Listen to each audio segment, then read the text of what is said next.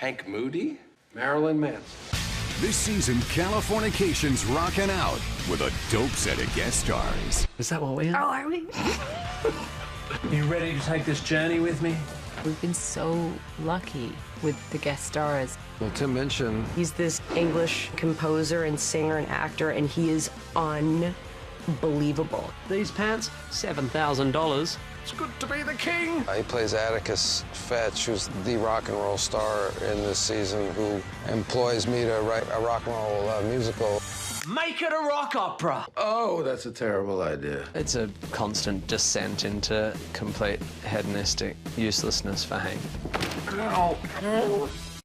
This is my first ever TV acting job, and the first time I met Natasha, I had to open double doors, absolutely start naked with like a thing over my... Yes, please. I'd love some. Hank.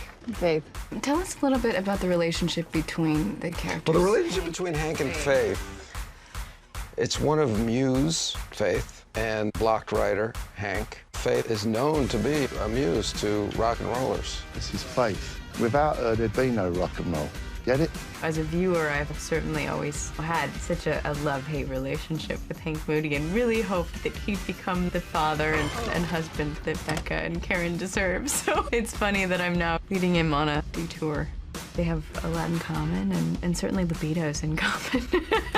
So that's fun. We could have sex.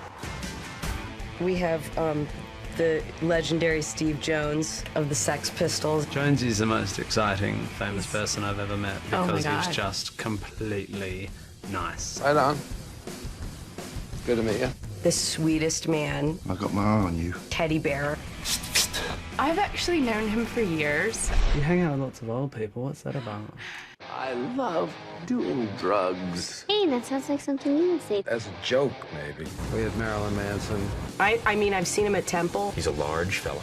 He shot an episode. We did a scene with Becca. This is so I was so excited. Look at his face. It's one of my favorite shows.